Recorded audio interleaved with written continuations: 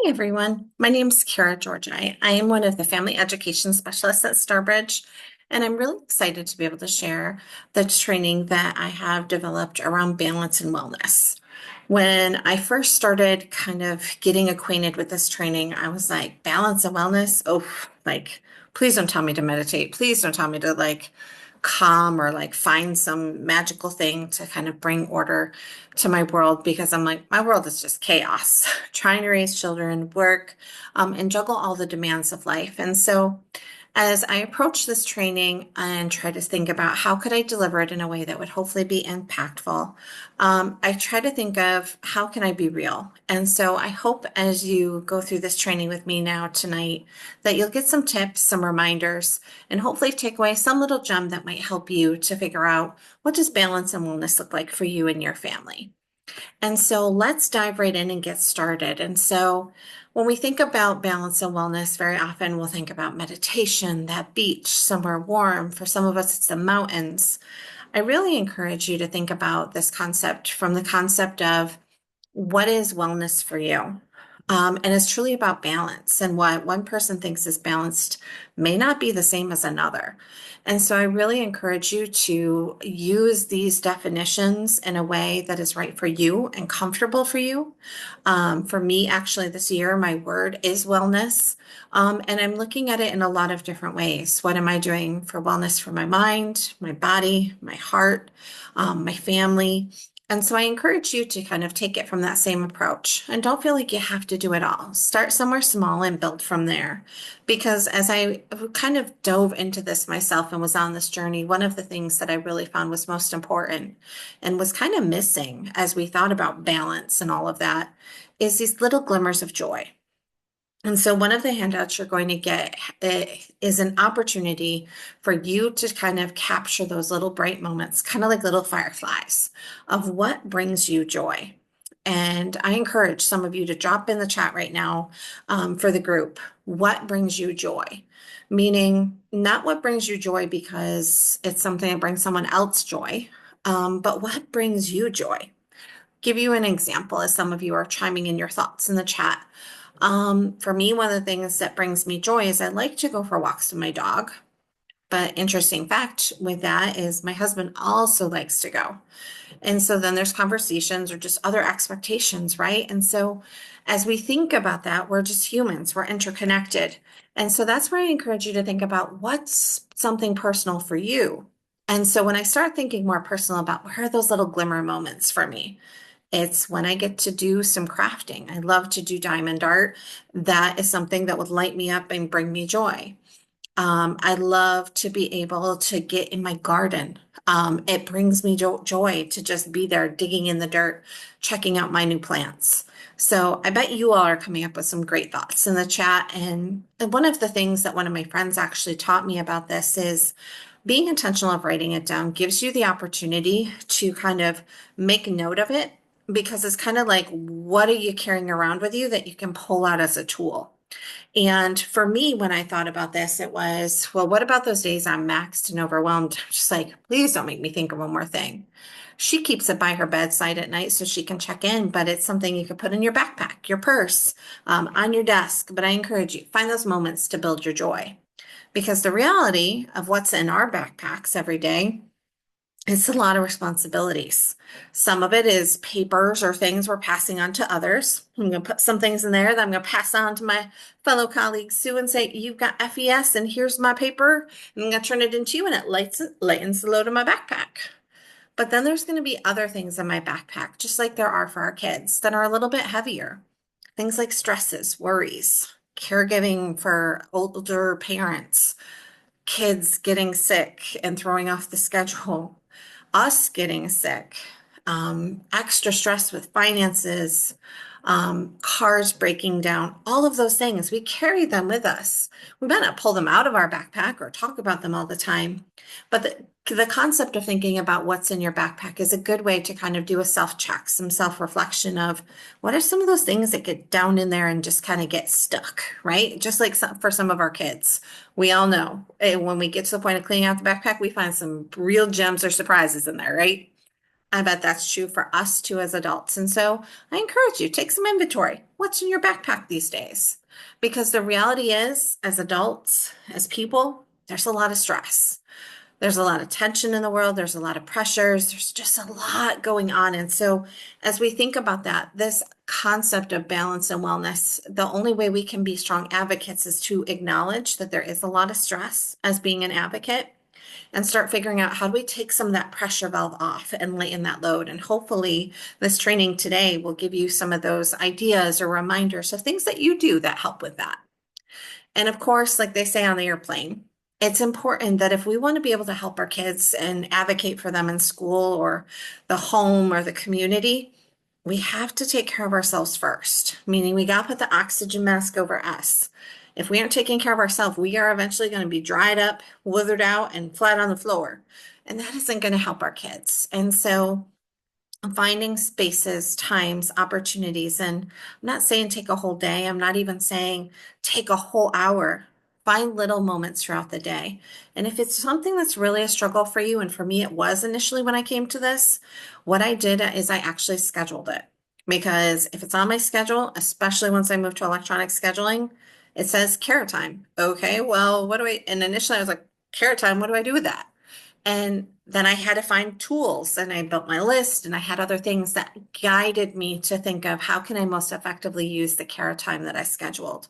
And because it was on the calendar, it was something that I tried to help hold myself to. It was an accountability check. So find a way to build that oxygen mask on for yourselves and give yourselves that best little boost so you can be the best you that you can be for your child and your family. And the other piece when we think about wellness and balance, like I mentioned before, is it's more than just one thing. Balance and wellness relates to our physical bodies. It's what we're putting in, it's how we're moving, how we're taking care of ourselves. It's the mental piece. How often, as we're advocating and as we're getting exhausted because it just feels like a long fight or a battle or just so much overwhelm, how often do we say, wow, we did a good job? Like we made that call today. When was the last time that we had that opportunity to say, wow, we did that? Or, hey, like the ball is slowly moving. We don't say that often to ourselves. And that mental piece can really take its toll on us, which then relates into the emotional piece. We get tired, we get frustrated, we get angry. And then that starts impacting the social piece of how much do we want to be around other people? Or are we done with all humans on the planet because we're just tired, we're spent. And so I encourage you to think about how can you kind of slowly unpack this concept of wellness and balance for yourself across these different domains and kind of think of what helps to kind of create a sense of balance for you and recognize that it may change as your children age, as you age, as you go through different experiences. But just doing that check and figuring out how can you try to find a sense of balance and recognizing and this is the hard one that I struggled with because I was like, balance. Okay, how do I find like the perfect balance? Guys, I'm going to be real with you. There is no such thing as the perfect balance. So find the way of kind of how can we just have it teeter a little bit? And so that way it's staying moving because then it means we're attempting to do our best to find where we can find it kind of be a little bit even keeled. And that's where I love some of the activities that you're going to get as handouts of things like the slide of ideas of what can you do to build wellness for yourself and for your family. And what I love is this broke it out into all those different domains and it gives you concrete things to think about. It gives you areas of opportunity. And so I encourage you, don't use it as a what am I not doing, but instead, hey, I'm doing something around that. I'm taking time to kind of talk about emotions with my kids and we're talking about how do we take moments to kind of pause. We're expressing gratitude. Hey, I'm taking time to go play with my kids in the backyard or play a game. I'm building some occupational wellness. Finding those things that we are doing helps build us up. So that way we're not saying what's wrong and how are we going to fix it about ourselves, but instead what's strong and how are we going to continue to build it and make us be the best us that we can individually be. And then we get to one of my favorite things. This was a gift from one of my friends. And when she first shared it with me, I was like, girl, I need more spoons in my cupboard. And so I legit got spoons from my kitchen cabinet just for this activity.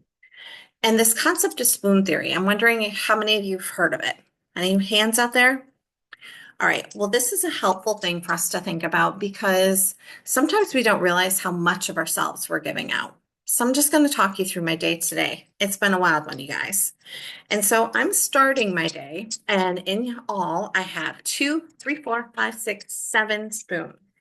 And this has to get me from the time I got out of bed this morning all the way till this evening when I'm ready to go to bed, but I can't yet go because I'm going to spend some time with you.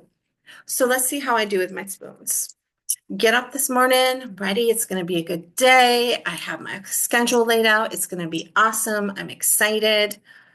Uh-oh, the daughter comes in. She's not feeling well. Okay, there goes a spoon because I need to spend some energy figuring out what's going on. Does she really need to be home? Can she go to school? Do I need to call a doctor? Oh, yeah, I have to do all of that. So there goes 2 spoons real quick. And remember, I only have 7 spoons to get me through my day. So get her squared away, make all the calls, do all the things. Whew, that's a lot. It's only the morning. But I have another child. I have my older son. Get him to school. Things are good. We actually run on time. So I'm actually going to give myself a spoon back because it was like easy peasy lemon squeezy this morning. Felt so nice. I almost had time to actually breathe. It was amazing, you guys. Okay. But what I didn't tell you is that we had an all-staff meeting today and I was in charge of technology and a lot of details. So guess what? Like I start getting some emails and some text messages. There goes a spoon, got to respond to them. Got to make sure I'm on time. Oh, guess what? The doctor just called and they need me to be somewhere. So it's going to take some more energy to figure out who can get my daughter there because I got to be on, right? I'm handling technology. Well, guys, just in case you lost track, I just spent 4 of my spoons and it's only like just before the lunch hour. And I'm like, okay, how am I going to do this?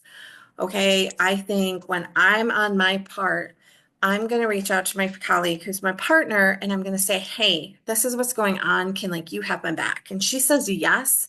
Here's me. We nail it. We get it all accomplished. I'm going to give myself a spoon back because I have the courage to ask for help. And that's hard sometimes. So I'm going to celebrate that. And I'm going to actually celebrate with 2 spoons because I didn't just share, but I shared and I asked for help. And that's a big deal. So guess what? That's really good, guys. It gave me 5 spoons. I'm just past the lunch hour. We have an awesome session. I give it my all. I give it my heart. There goes the spoon because that's a lot. Oh, but I didn't tell you that as all of that was happening, my car's in the shop because it needs to get fixed. And the guy's like, hey, it's going to take longer. And like, it's all this big thing. And I'm like, dude, you could practically take all my spoons for how I felt in that moment, but I'm only going to give up one and say, guys, like, we're going to get this. Okay. It's a challenge. It's a roadblock. Then the school calls. Dun, dun, dun. You would say, Kara, all your spoons are gone, right? No. Good news. I got 2. And here's the don't. It actually became a dee, dee, dee, dee, dee.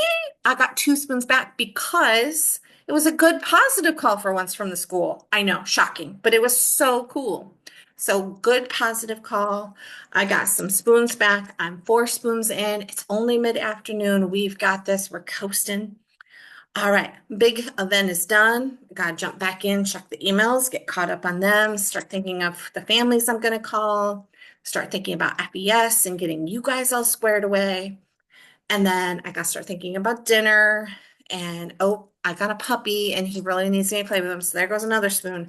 I got 2 spoons left and I'm approaching dinner. Wonder if I can do it in time. Pull out stuff for dinner. But what I didn't tell you is I forgot to pull out the main part of the dinner. So it's half frozen as I'm trying to cook it. So there goes a spoon because I got to figure it out. Everybody's hungry. It's been a day. There goes a spoon. We're figuring it out. Oh, and then there goes another spoon because I need to help try to log on to Google Classroom and figure that out since the little one didn't go to school today. I'm out of spoons and I still have some space before it's time for bed. So how am I going to gift myself some spoons back? I'm going to go for that walk with the puppy.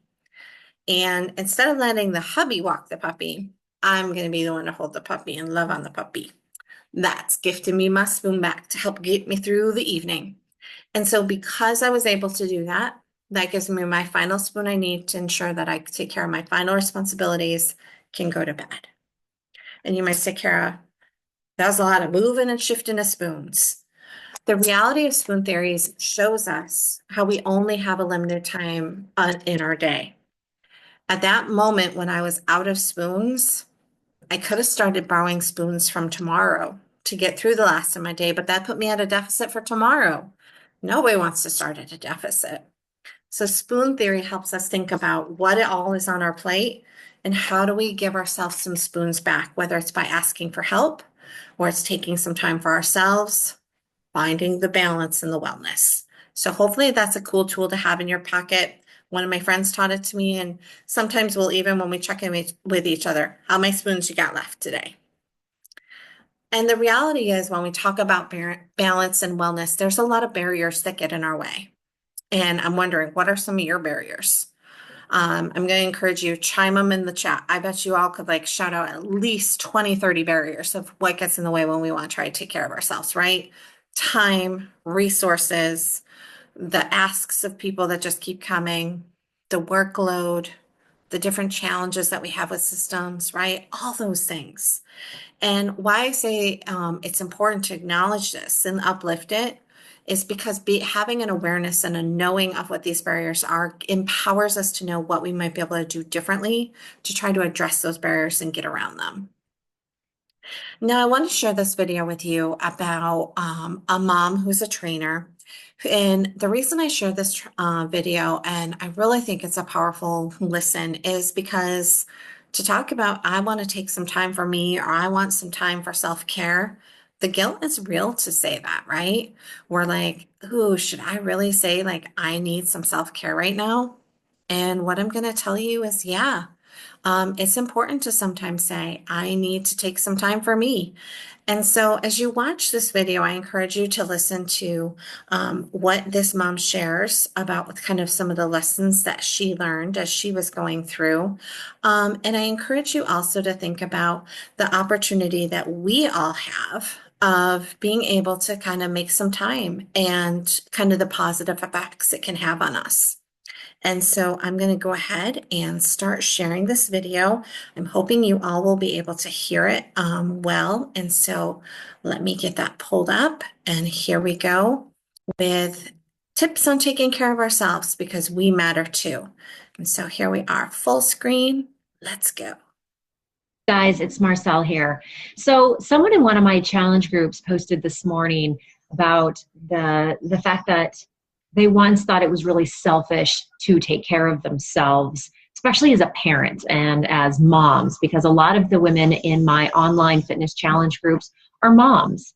It's who I can relate to, and I know that the struggle is real to try and take care of yourself when you've got people around you that need you, right? And so someone had posted about how they thought that it was super selfish to take care of yourself at first, but as they've been going through this process and this transformation of understanding that taking care of ourselves is absolutely not selfish. And in fact, if we want to have a better life, a more thriving life and thriving relationships and have more patience and energy and balance in life, physically and mentally, that we absolutely have to take care of ourselves. So I've got 7-year-old twins, and they were born on New Year's Day, 2009. So I live in Oregon. It is super rainy, cloudy here during the fall and the winter. And I am somebody that, you know, you could call it a strength or you could call it a weakness, I suppose. But I am the kind of person that wants to do everything on their own. I have a hard time with delegation. Even my sweet husband, who was an amazing father, still is, when the babies were born. And it was a really a great partnership. But as a mother, a first-time mother, I wanted to do everything the way I wanted to do it, right? It was like that mama bear instinct kicking in. And I wanted to do everything the way I wanted it done. And so I had a hard time trusting anyone else to do it. He would want to, or he would allow me to go take a nap, or, you know, he would offer to help me find a babysitter a few times a week so I could just go for a run, go down to the coffee shop, read a book, and really be able to have that time to myself so I could come back refreshed. And I fought it like crazy. I kept coming up with objections. Well, the babysitter won't do this, or this, or we don't have the money to hire a babysitter, Or if I take a nap and the baby cries, you're not going to know what to do. Kind of ridiculous excuses, right? But that was just where I was. That's where my mindset was, that if I don't do it, then it's not going to be done right. And I think probably a lot of moms get that. But you know who suffered from that the most was me, because I didn't have that break. I didn't allow myself to be relieved and to have the time to take care of myself so I could come back and be a more patient and fun and giving mom, because I burnt myself down to the very end of the candle. And when that happened, I had pretty massive depression. And I wasn't happy with my body because I was not sleeping properly and I was not eating properly, and everything spiraled out of control. And when you're a first-time mom of 2 infants, that's no joke, especially if you don't know what the heck you're doing, right? So taking care of yourself first is so extremely important, because it's really going to give you that opportunity to say, you know what, if I'm going to be the best to everyone around me, I need to take care of myself. I need to eat right. I need to exercise. I need to enjoy the small moments again and not get caught up in what happened, what has to happen next. Because I know for me, sometimes it's just having the solitude. It's just having the quiet, right? Sitting on the couch, in a coffee shop, gosh, even in my car, I've done this. Reading a book, listening to some music, calling a friend, whatever it is that's going to bring you right back to, just a happy place where you feel like, you know what? I filled up my balloon. I have filled up my heart. I'm full of, happy air again, and I can be the fun mom again.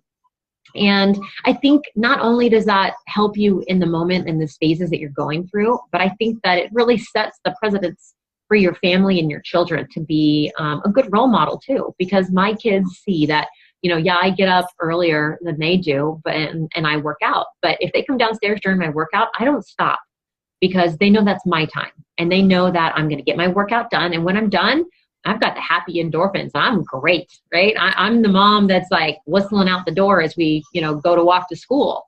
But I need that for me, and I need that for them. And I need them to see that it is okay to take care of yourself. It doesn't mean to be selfish and always put yourself first, but it means to make sure you're finding those magic moments in your day to do something for yourself, to be the very best for them, right?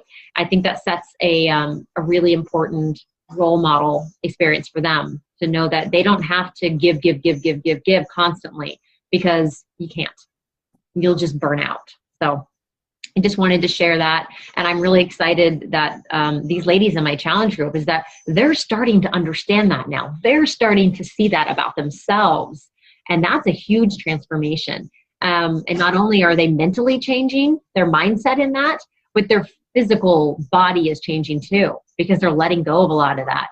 And once they feel better and they've got that confidence and that mindset has changed, everything in their life changes. It's like this wave in their life kind of starts to take over. The relationships start to get better, and the parenting skills get better, and energy gets better. And I'm really, really excited to see that happen in my groups. But yeah, so take care of yourself there, moms. All right. It's not selfish. It's absolutely necessary. All right. Thanks, you guys. Hey, you guys. And that is so true, even for dads. And so finding those opportunities to take care of ourselves, and thinking about what she said about the opportunity for you to build challenge groups, thinking about the opportunity to find those magic moments. Again, recognizing self-care guilt is a real thing, but it's also really important that you do take care of you and find those times. Because the reality is, it's not selfish. It truly is a necessity. If we're going to be able to show up, if we're going to be able to advocate, if we're going to be able to just show up in the everyday parenting moments, and you all can do that. And so maybe even for some of you, you might say, FES is my self-care. My family knows I got these classes. They know I'm with people who get it. And this is like my recharge. And that's great. Find your community, find the people who can help you to build that up. And the other thing I would encourage you to think about is, as you're advocating, think about the language you're using to talk to yourself. And you might say, Kara, I don't talk to myself. I talk to people. But the reality is we do have a lot of internal thoughts that happen as we're getting ready for meetings, as we're going through life. And I encourage you to think about how often you hear some positive things.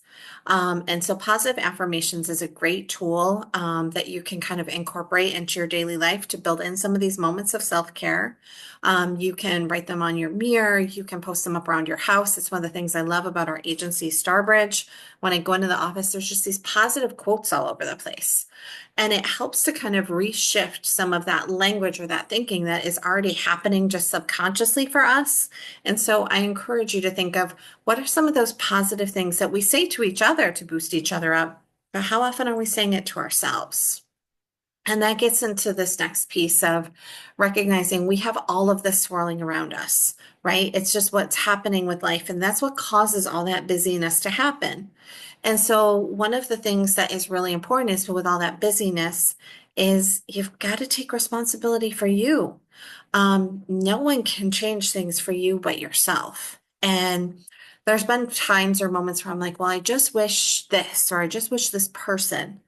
But again, I have to take that responsibility. I'm feeling burnout and tired. Okay, well, it's not all the people around me. What am I doing to address that? Am I putting myself to bed a little bit early? Am I taking some time to say no to some things to lighten the load? What am I doing to kind of take on that responsibility to build in that spot of breath or space to just kind of recharge? And the reality is, there is a lot of stress going on in life, whether it's the needs of our children, it's the work that we're doing with the school, it's outside partners, it's navigating systems. And so, what we need to do is to think about what do we do when the reality of all those things hits. And many of you might be familiar with what do we do in this moment of fight or flight, right? But there's actually four F's now that we're starting to talk about more, where the fighting isn't kind of like this actual, like, okay, we're going to get down and dirty. And the flight part isn't just we're going to run, run, run. But there's also a component of what's called freeze, where you're kind of almost like numb. You get stuck, you just kind of get frozen. And it's just a trauma response that we sometimes have. There's also kind of this fawn piece of, well, let me just say yes, or let me just try to please you. And you just kind of keep on like saying yes at your expense. You keep on kind of going along with something at your expense. And so this is a real helpful tool for you to think about because again, it's the how is our brain responding when that stress comes, when we're like encountering it. Are we always kind of ready to take people down? Are we ready to just kind of run and hide? Are we just kind of frozen?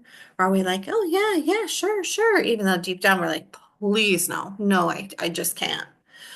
So a helpful tool again to think about it because as the reality is there's going to be stress. Some of it'll be big, some of it'll be small, and we need to be able to kind of move different ways through that so we can navigate it in healthy, productive ways. Part of the way that you can do that is through what I like to recognize as the resilience factors. Resilience is going through really hard, challenging times and coming out changed and even strengthened on the other side. And you'll notice at the top of this in green that take care of yourself. That's how we can do that.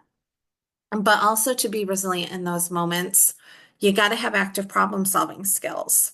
You have to be able to think through your options and things. You have to have meaning and purpose in your life and not have it feel like, up, I'm getting up for another day. Up, I'm going to bed. It's been another day. Up, I'm getting up. No, what's the purpose for why you're getting up each day? And what's the hope you're working towards? What are the social supports there for you? And how can you find opportunities for a positive outlook or gratitude in every day? And recognizing that it doesn't have to be huge things. It could be simply, I'm starting to see the plants grow. It was actually warm for a change in New York today. All of those things can make a big difference and help you with your resilience to go through those tough and challenging times. The reality is, as we're going through those times, we really have two options. And I love this analogy because there's two ways that we can respond to temperature. We can be the thermostat where we get to turn and adjust it. We've had to do a lot of that this winter. Or we can be the thermometer where we're just responding based on whatever's happening around us. I don't know about you, but I like to have some control over how I'm showing up and responding. I don't like the outside influences impacting that.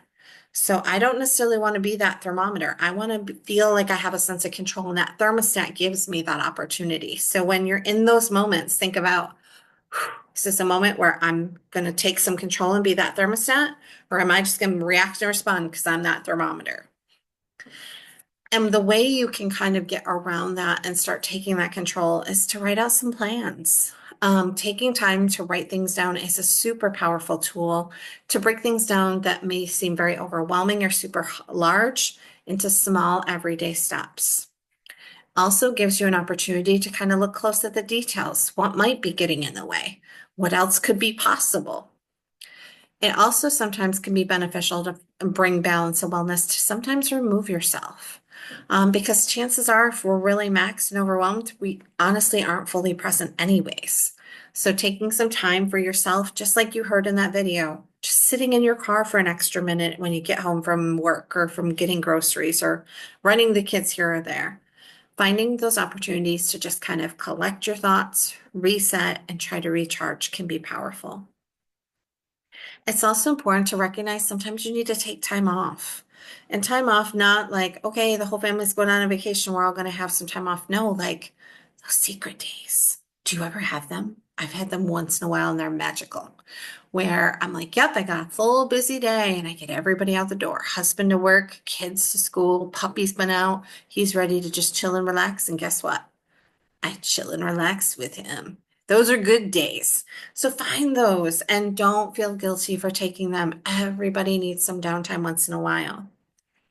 You also can try meditation. This first came to me, and again, when I was first new to it, I was like, I cannot stand listening to somebody telling me how to breathe or what I should be thinking about or what I should feel in my body. It like drove me batty. But there are so many different meditation apps out there. I encourage you, if one didn't work for you, try a different one. I am now kind of more at peace doing mindfulness things. I like water, it's my soothing thing. And so I like listening to like streams that are flowing or things like that because when I can, will go out in nature to actually be by streams, waterfalls, and things. So I encourage you. Find some good meditation things if that's something that you think might be helpful for you. Also, try to make time to really truly rest and sleep. I have a relative who is a go-getter. They are very regular about they on weekends are going to take an afternoon nap to reset, recharge. Don't feel guilty if you need to take a nap. Let everybody take a nap. Rest is a super powerful tool to help our minds and our bodies reset. It's also important for our bodies to get out and get walking, get exercising, especially because of Zoom and things like that. There's a lot of us that are just sitting for hours. Our bodies are not meant for that. Our bodies are meant to get up, get out, get walking. I love when we were in the office, one of my colleagues, that's exactly what she would do. She'd be like, I'm going for a walk. Who wants to join me? And we'd walk and like we'd be working at the same time. We'd be talking through things, we'd be brainstorming, we'd be coming up with creative ideas, but our bodies were moving. And I think it's why we were so productive when we'd have those chats. And so I encourage you, think about how much is your body moving and recognize it doesn't have to be something like you went walking for miles. It could be you simply just got up and stretched. Let's all take a moment. Let's just stretch. Turn our bodies. Doesn't it feel good to move our bodies? Yes. Let's embrace that. Give ourselves some space to do that. Let's also give our space to have time with friends, where we're not just talking about the problems, the woes, the can you help me's, but the belly laughs, the sharing the jokes, the inside jokes, having those moments to share those simple little joys, those little magic firefly moments. Remember the joy we talked about at the beginning? Find ways to bring that back in. And most importantly, find ways and opportunities for you to ask for help. Asking for help, I used to be like, okay, well, then that means like I'm bad. Like I must not know what I'm doing. Instead, what I've learned is asking for help is one of the hardest things to do. And if you can ask for help, then you're a pretty strong and credible person. And so by you asking for help, you're actually inviting someone else to kind of have that magic like firefly moment because they're able to say, yeah, I can help you. Or, hey, I can't, but maybe so and so can. It builds that magic moment of connection, of opportunity. And so I encourage you, find little opportunities. And remember how in the video she said like her husband kept asking and like he would do it differently and all that? Different's good. Different is important for our kids, even those that love consistency and routine, because the reality is we can't always be there. And so, what better opportunity than now to start helping them get adjusted to what different feels like? Also, get out and have some fun. You decide what that fun is. For some, fun is going down this ultimate water slide. That is not my type of fun. My type of fun is going out and having a craft club. It is going out into the nursery and finding new fun flowers I can plant. Even though I'm running out of space, that is fun. Me going out and singing karaoke with my friends, that is fun. Sign me up. When can I do it?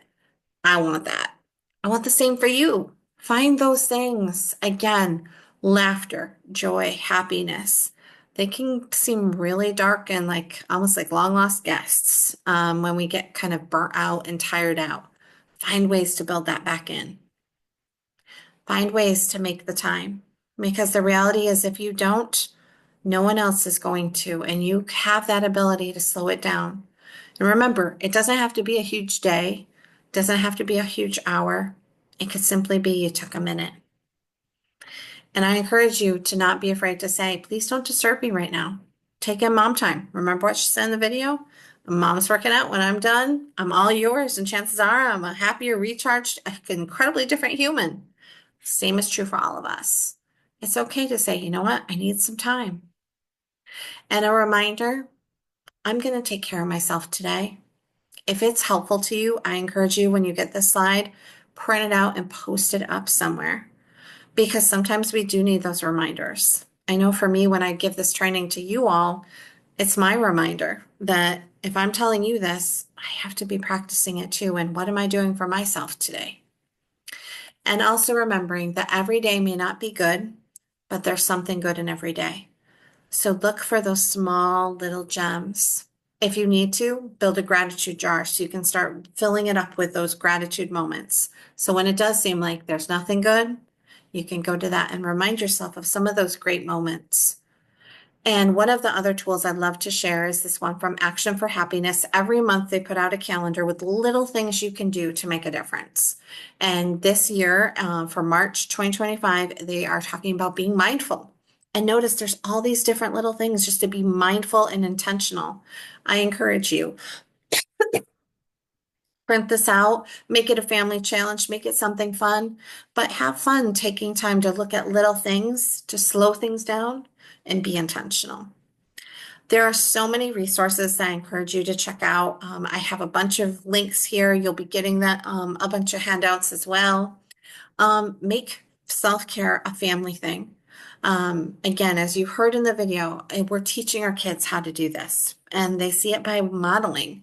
It's kind of funny. My family listens to me do these trainings sometimes, and they'll be like, "Hey, you know all that stuff you told them? I think you need to listen to that and do that for you too."